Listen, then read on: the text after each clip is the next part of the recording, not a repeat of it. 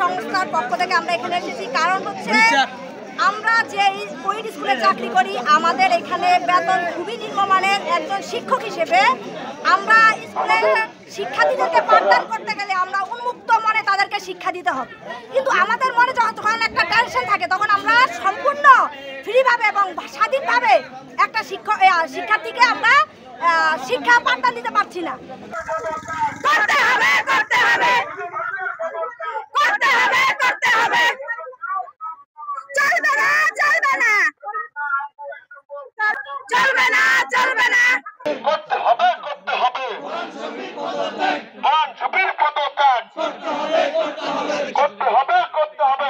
প্রথম পর্যায়ে 14টা দাবি ছিল, তারা আমাদের এই 14টা দাবি লিখিত আকারে দেওয়ার কথা ছিল, কিন্তু তারা দেয় না। পরবর্তীতে গতকালকে আমরা সবাই মিলে আমাদের 2টা দাবি তাদের কাছে পেশ করছিলাম।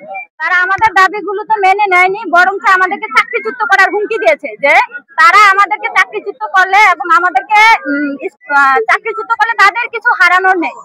আমরা চাই যে তাদের কিছু হারানোর আছে বা নাই তা আমরা জানি না, কিন্তু আমাদের অনেক কিছু হারিয়ে গিয়েছে। আমরা তাই এখন আমাদের বেতন বৃদ্ধি এবং চাকরি স্থায়ীকরণ, এই 2টা দাবি আমরা আদায় করতে চাই। আদায় করতে এখানে আমরা বসেছি।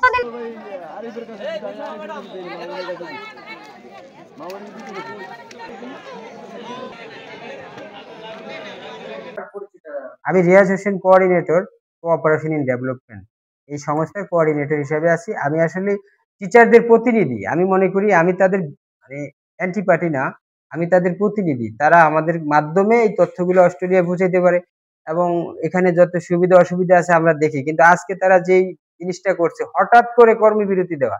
আমি যদি কর্মবিরতির কথা বলি, গতকালকে ওনারা 3 দিনের সময়, 3 দিনের মধ্যে উত্তর চাই একটা দরখাস্ত পাঠাইছে। আজকে 2য় দিন, ওনারা 3 দিনের সময়ের মধ্যে আজকে 2য় দিনে ওনারা এভাবে স্কুল কোনো নোটিশ করা ছাড়া, যে আমরা কালকে থেকে এই করব সেই করব, এগুলা ছাড়া ওনারাও তো এটা করতে পারে না। ওনারাও তো এটা নিয়ম বহির্ভূত করছে। আপনার 3 দিন শেষ হওয়ার পরে আপনি যদি আপনার মন মতো না হোক, যতটুকু সম্ভব কোনো সমাধান না পাইতেন, তাহলে আপনি আজকে আন্দোলনের ডাক দিতে পারতেন। আপনি আমারে সময় দিয়েছেন 3 দিন, 3 দিন সময় দিয়ে আমার গেটের থেকে বাইর হওয়ার আগে আমার রাস্তা আটকে দিলেন। এটা কেমন কথা?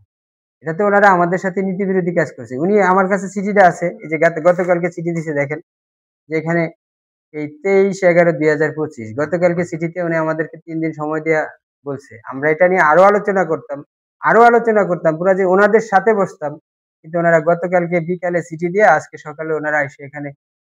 আমাদের একটা প্রশ্ন, এই যে এই বাচ্চারা 10,000 ছাত্রছাত্রী ওনারা এখানে চলে আসছে, এই বাচ্চারা কোথায় আছে? ওদের নিরাপত্তা কি? ওরা কি জানে যে আজকে ওদের স্কুল বন্ধ এবং বার্ষিক পরীক্ষার সামনে? এই যে একটা দুর্ভোগ, এই যে একটা শিক্ষাক্ষেত্রে একটা ব্যাপক প্রভাব পড়তেছে, এটা কি ওনারা দায়ভার নিবে?